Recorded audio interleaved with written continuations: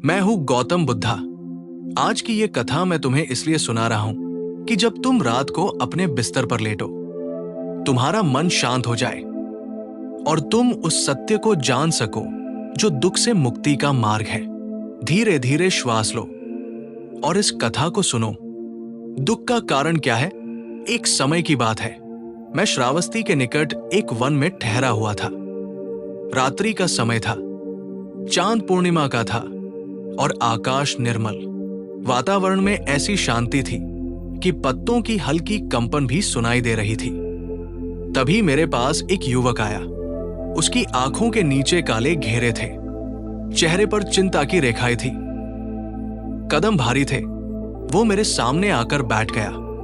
कुछ क्षण वो मौन रहा, फिर बोला, भगवन, मेरा जीवन दुख से भरा है।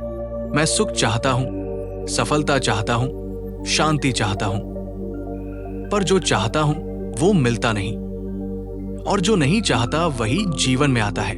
मैंने उससे पूछा, वत्स, तुम सबसे अधिक क्या चाहते हो? उसने तुरंत उत्तर दिया, मैं चाहता हूं कि मेरा मन दुख से मुक्त हो जाए। मैंने मुस्कुराकर कहा, तुम दुख से मुक्त होना चाहते हो, पर क्या तुमने कभी दुख को समझा है? वो चकित हुआ, भगवन, दुख को कौन समझना चाहता है? मैं तो उसे दूर करना चाहता हूं। मैंने कहा, यही तो भ्रम है जिसे तुम दूर करना चाहते हो। उसी को तुम हर क्षण अपने भीतर दोहराते हो। मन का खेल। मैंने उससे कहा, आज जब तुम अपने घर जाओ तो रास्ते भर अपने मन में ये दोहराना, मैं शांत हूं, मैं शांत हूं, मैं शांत हूं। पर ध्यान रहे, मन में किसी भी प्रकार का भय या क्रोध का विचार ना आए। युवक ने सिर हिलाया, भगवन, ये तो बहुत सरल है। वो चला गया। अगली सुबह वो फिर आया, पर इस बार और अधिक परेशान। उसने कहा, भगवन, आपने कहा था कि मन में क्रोध या भय का विचार ना आए, पर जैसे ही मैं शांत हूं दोहराता, मेरे मन में क्रोध की स्मृतियां आने लगती। पुराने अपमान, पुराने झगड़े, पुरानी पीड़ाएं सब सामने आने लगे। मैं उन्हें हटाना चाहता था, पर वे और प्रबल हो जाते थे। मैंने उसकी ओर शांत दृष्टि से देखा। वत्स, क्या तुमने कभी आकाश को देखा है? वो बोला, हां भगवन, जब बादल आते हैं तो क्या आकाश उन्हें धक्का देकर हटाता है? नहीं। फिर भी क्या बादल स्थायी रहते हैं? नहीं, वे चले जाते हैं। मैंने कहा, तुम आकाश हो, तुम्हारे विचार बादल हैं। तुम जितना उन्हें हटाने का प्रयास करते हो, वे उतना ही घने हो जाते हैं। दुख क्यों चिपका रहता है? मन एक अद्भुत जाल है। जब तुम कहते हो, मुझे दुख नहीं चाहिए, तब भी तुम दुख शब्द को अपने भीतर दोहरा रहे होते हो। तुम जिस वस्तु से भागते हो वो तुम्हारे पीछे नहीं दौड़ती, बल्कि तुम्हारे भीतर बैठ जाती है। युवक ने पूछा, तो क्या हमें दुख से लड़ना नहीं चाहिए? मैंने उत्तर दिया, लड़ना ही दुख को शक्ति देता है। तुम अग्नि से लड़ोगे तो वह और भड़केगी, पर यदि तुम उसे ईंधन देना बंद कर दो तो वो स्वयं शांत हो जाएगी। आकर्षण का रहस्य। लोग कहते हैं, जो तुम पूरे मन से चाहो वो तुम्हें मिलता है। ये वाक्य अधूरा है। सत्य ये है, जो तुम्हारे अंतर्मन में गहराई से स्थापित हो जाता है वही तुम्हारे जीवन में प्रकट होता है।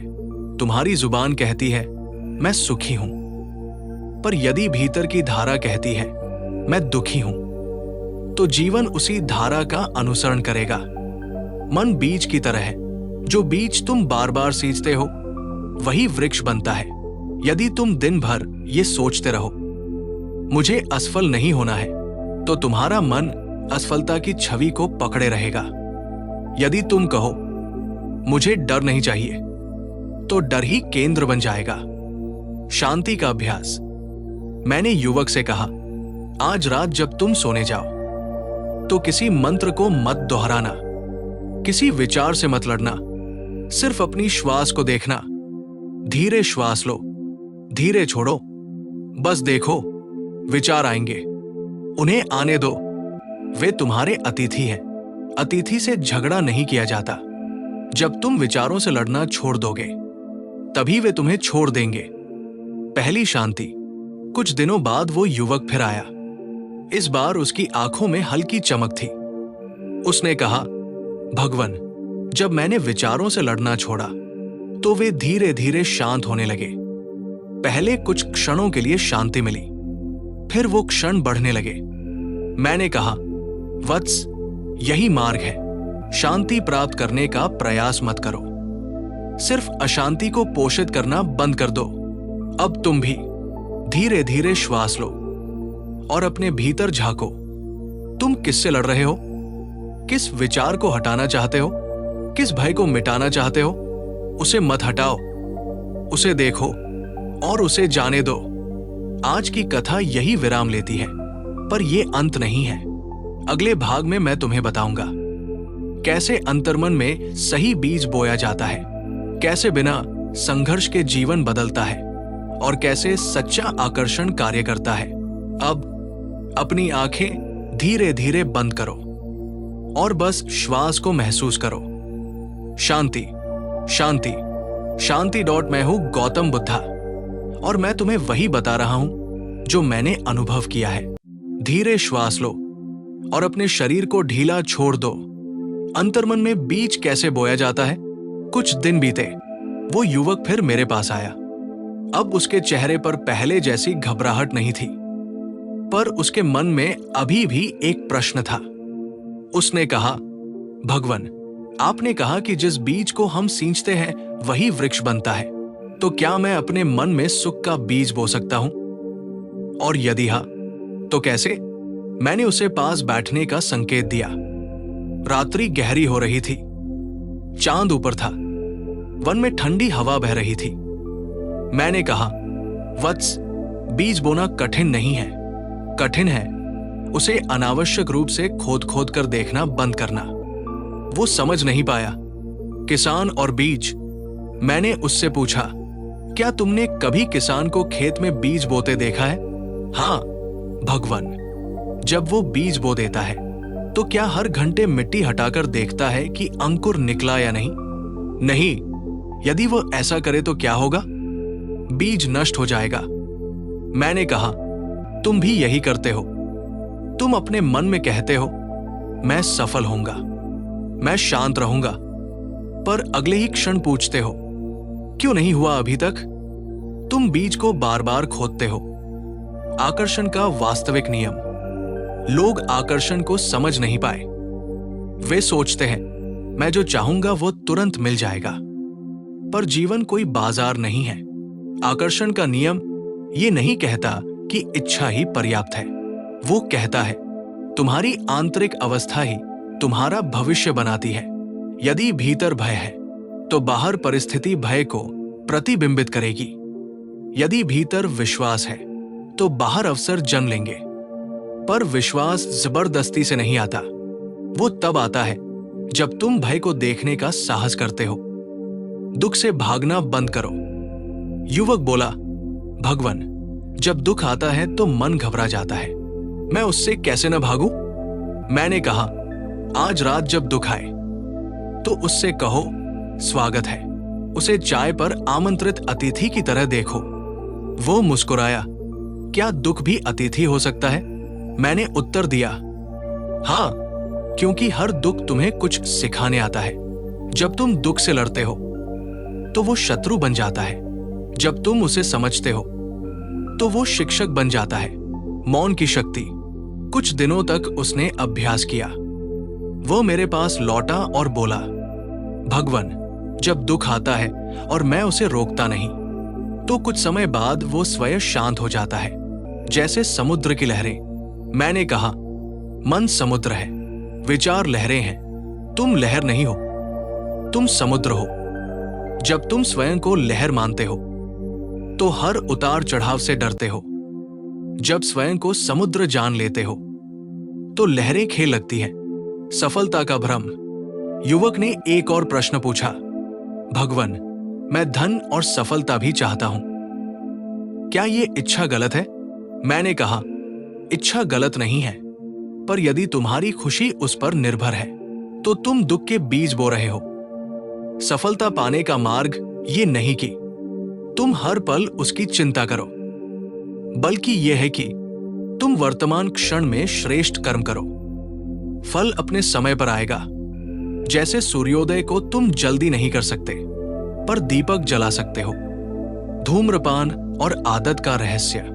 मैंने उससे कहा, तुमने कई बार निश्चय किया होगा, मैं क्रोध नहीं करूंगा, मैं बुरी आदत छोड़ दूंगा, पर शाम तक वही दोहराया होगा। वो झेम गया। मैंने कहा, क्योंकि तुम आदत से लड़ते हो। लड़ाई ऊर्जा देती है, ऊर्जा आदत को बल देती है। यदि तुम बस देखो, जब इच्छा उठे तो उसे तुरंत पूरा न करो। सिर्फ देखो, कुछ ही क्षणों में वह बदल जाएगी। मन स्थायी नहीं है, वो नदी की तरह बहता है। शांति का वास्तविक मंत्र। अब युवक शांत हो चुका था। उसकी आंखों के नीचे के काले घेरे हल्के पड़ गए थे। मैंने उससे कहा, वत्स, असली मंत्र शब्द नहीं है, असली मंत्र है सजगता। जब तुम सजग हो जाते हो तो तुम विचार नहीं, विचारों के साक्षी बन जाते हो, और साक्षी कभी दुखी नहीं होता। अब तुम भी अपने बिस्तर पर लेटे हुए अपनी श्वास को महसूस करो। विचार आएंगे, उन्हें आने दो। कोई लक्ष्य मत पकड़ो, कोई मंत्र मत दोहराओ, सिर्फ साक्षी बनो। धीरे धीरे शरीर भारी हो रहा है, मन शांत हो रहा है, श्वास गहरी हो रही है। रात तुम्हें अपनी गोद में ले रही है। अगले भाग में मैं तुम्हें बताऊंगा कैसे अंतर्मन में स्थायी परिवर्तन आता है और कैसे बिना संघर्ष के जीवन स्वयं बदलने लगता है। अब आंखें बंद रहने दो और नींद को आने दो। शांति, शांति, शांति। भिक्षुओं, जीवन में एक समय ऐसा आता है जब लगता है पूरी दुनिया विरोध में खड़ी है। अपने चुप हो जाते हैं, सहारा टूट जाता है और भीतर आवाज आती है, अब कैसे आगे बढ़ूं? आज मैं तुम्हें उसी क्षण का मार्ग बताने जा रहा हूं। क्योंकि याद रखो, जब बाहर कोई साथ न दे तभी भीतर की शक्ति जागती है। अकेला योद्धा। एक दिन एक युवक मेरे पास आया। उसकी आंखों में चोट थी और हृदय में भारीपन। उसने कहा, भगवान, मेरे खिलाफ सब है, मेरी बात कोई नहीं सुनता, मैं अकेला पड़ गया हूं। मैंने उससे पूछा, जब नदी सूख जाती है तो बीज मर जाता है? वो बोला, नहीं प्रभु, तब जड़ें और गहरी जाती है। मैं मुस्कराया। मैंने कहा, ठीक वैसे ही जब जीवन कठिन हो जाता है तब तुम्हारी आत्मा गहरी होने लगती है। बुद्ध की आंतरिक शक्ति विधि 5 चरण। एक स्वयं का पक्ष लो। मैंने कहा, जब सब तुम्हारे खिलाफ हो तो कम से कम तुम अपने साथ रहो। खुद से कहो, मैं टूट सकता हूं पर खुद को छोड़ूंगा नहीं। आत्मसात ही पहली शक्ति है। दो शोर नहीं, मौन चुनो। मैंने समझाया, विरोध के समय बहस मत करो, चुपचाप कर्म करो। मौन में शक्ति इकट्ठी होती है, शोर में ऊर्जा बिखर जाती है। 3 पीड़ा को ईंधन बनाओ। मैंने कहा, जो दर्द मिला है उसे रोने में मत उड़ाओ, उसे अभ्यास में लगाओ, उसे सीख में बदलो। अपमान ऊर्जा बन सकता है यदि तुम उसे सही दिशा दो। 4 रोज एक छोटा साहसी कदम। मैंने बताया, पूरा युद्ध मत सोचो, बस आज की लड़ाई लड़ो। आज थोड़ा आगे बढ़ो, थोड़ा सीखो, थोड़ा मजबूत बनो। बड़ी जीत रोज के छोटे साहस से बनती है। 5 अपने भीतर दीप जलाओ। मैंने कहा, दूसरों की स्वीकृति मत खोजो, अपने भीतर विश्वास जगाओ। हर सुबह मन में कहो, मैं सक्षम हूं, मैं सीख रहा हूं, मैं रुकूंगा नहीं। दोहराव से आत्मबल जन्म लेता है। परिवर्तन। कुछ समय बाद वही युवक लौटा। अब उसकी पीठ सीधी थी, आंखों में दृढ़ता थी। उसने कहा, भगवान, सब अब भी मेरे पक्ष में नहीं है, पर अब मुझे फर्क नहीं पड़ता, मैं आगे बढ़ रहा हूं। मैं मुस्कराया। मैंने कहा, अब तुम शक्तिशाली हो चुके हो।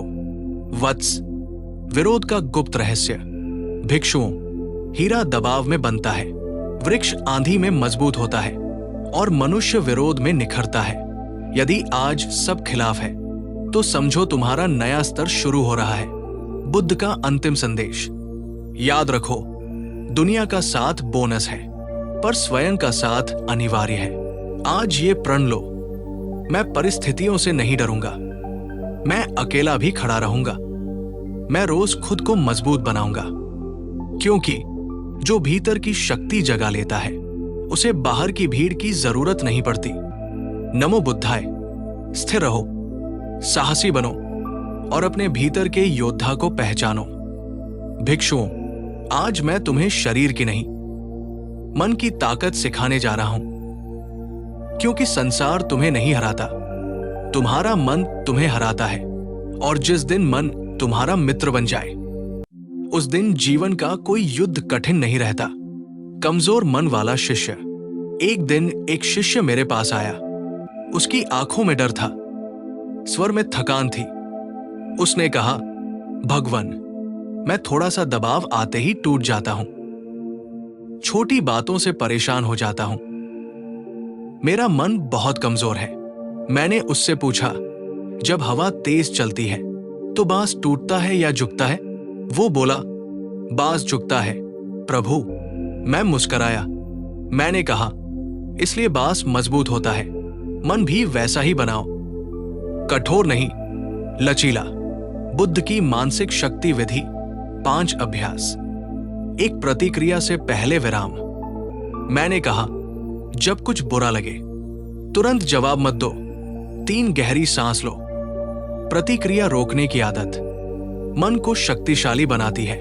2 शिकायत नहीं, अवलोकन। मैंने समझाया, ये मत कहो ये मेरे साथ क्यों हुआ, ये कहो ये मुझे क्या सिखा रहा है। शिकायत मन को कमजोर करती है, सीख मन को मजबूत करती है। 3 रोज 10 मिनट मौन। मैंने कहा, हर दिन 10 मिनट, बिना मोबाइल, बिना बात, बस शांत बैठो। मौन मन का व्यायाम है। जैसे शरीर को चलाना पड़ता है, वैसे ही मन को शांत करना पड़ता है। 4 विचारों का चयन करो। मैंने बताया, हर विचार सच नहीं होता। जो विचार तुम्हें नीचे खींचे उसे जाने दो, जो तुम्हें आगे बढ़ाए उसे पकड़ो। मजबूत मन वही है जो अपने विचार चुनता है। 5 रोज छोटी कठिनाई स्वीकार करो। मैंने कहा, ठंडे पानी से चेहरा धो, थोड़ी देर ध्यान करो, आलस आए तब भी काम शुरू करो। छोटी असुविधाएं मन को योद्धा बनाती है। परिवर्तन। कुछ महीनों बाद वही शिष्य लौटा। अब उसकी आंखों में स्थिरता थी, आवाज में आत्मविश्वास। उसने कहा, भगवन, समस्याएं वही हैं, पर अब मैं टूटता नहीं। मैं मुस्कराया। मैंने कहा, अब तुम्हारा मन मजबूत हो गया है। मानसिक शक्ति का रहस्य। भिक्षुओं, मन कोई जन्मजात ताकत नहीं है, मन अभ्यास से बनता है। जैसे पत्थर पर पानी गिरता रहे तो निशान बन जाता है, वैसे ही रोज का अभ्यास मन को बदल देता है। यदि आज मन कमजोर लगता है तो चिंता मत करो, बस अभ्यास शुरू करो। बुद्ध का अंतिम संदेश। याद रखो, मजबूत मन का अर्थ ये नहीं कि दर्द नहीं होगा। मजबूत मन का अर्थ है दर्द के साथ भी आगे बढ़ना। आज ये प्रण लो, मैं प्रतिक्रिया नहीं, जागरूकता चुनूंगा। मैं शिकायत नहीं, सीख चुनूंगा। मैं रोज अपने मन को प्रशिक्षित करूंगा, क्योंकि जिसने मन जीत लिया उसने जीवन जीत लिया। नमो बुद्धाय। स्थिर रहो, सजग रहो और अपने भीतर की मानसिक शक्ति को जगाओ। भिक्षुओं, जीवन में एक ऐसा समय आता है जब तुम सच बोलते हो पर कोई सुनता नहीं, तुम समझाना चाहते हो पर कोई समझता नहीं, और तब मन कहता है शायद मैं ही गलत हूं। आज मैं तुम्हें वही मार्ग बताऊंगा। जब कोई तुम्हें न समझे तब स्वयं को कैसे थामना है। अनसुना शिष्य। एक शिष्य मेरे पास आया, उसकी आंखों में पीड़ा थी। उसने कहा, भगवन, मैं सही इरादे से काम करता हूं, पर लोग मुझे गलत समझते हैं। कोई मेरे मन को नहीं देखता। मैं बहुत अकेला महसूस करता हूं। मैंने उससे पूछा, क्या कमल को खिलने से पहले संसार समझ लेता है कि वो सुंदर है? वो बोला, नहीं प्रभु। मैं मुस्कराया। मैंने कहा, जो भीतर से सच्चा होता है उसे पहले गलत समझा जाता है, फिर समय उसे प्रमाणित करता है। बुद्ध की आत्म संभाल विधि 5 चरण। 1. अपने इरादे स्पष्ट रखो। मैंने कहा, सबसे पहले खुद से पूछो, क्या मेरा इरादा शुद्ध है? क्या मैं ईमानदारी से प्रयास कर रहा हूं? यदि उत्तर हाँ है तो दूसरों की राय से मत डगमगाओ। शुद्ध इरादा ही असली आधार है। 2. हर किसी से समझ की उम्मीद मत रखो। मैंने समझाया, हर व्यक्ति तुम्हारी यात्रा नहीं जानता। हर व्यक्ति तुम्हारी परिस्थिति नहीं समझ सकता। समझ मिलना आशीर्वाद है, अधिकार नहीं। 3. प्रतिक्रिया नहीं, स्थिरता चुनो। मैंने कहा, जब लोग गलत समझे तुरंत सफाई देने मत दौड़ो। कभी कभी मौन ही उत्तर है। समय सबसे बड़ा साक्षी है। 4. अपनी ऊर्जा सुरक्षित रखो।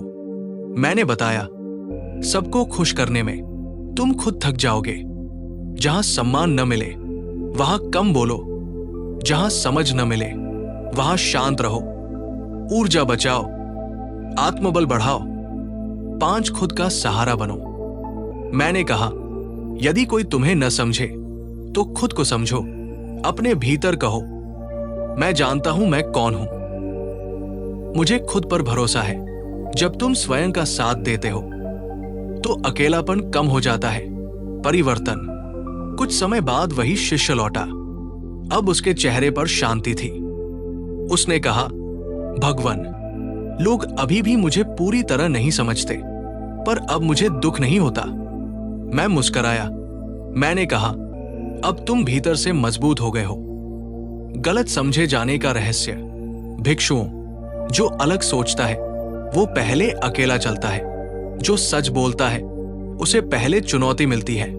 पर यदि तुम्हारा मार्ग सच्चा है तो समय तुम्हारे पक्ष में आएगा। बुद्ध का अंतिम संदेश। याद रखो, तुम्हारी कीमत दूसरों की समझ से तय नहीं होती। आज ये प्रण लो, मैं अपनी सच्चाई पर स्थिर रहूंगा। मैं सबको खुश करने की कोशिश नहीं करूंगा। मैं खुद का सम्मान करूंगा, क्योंकि जो स्वयं को समझ लेता है उसे संसार की स्वीकृति की आवश्यकता नहीं रहती। नमो बुद्धाय। स्थिर रहो, सजग रहो और अपने भीतर के सत्य पर अडिग रहो।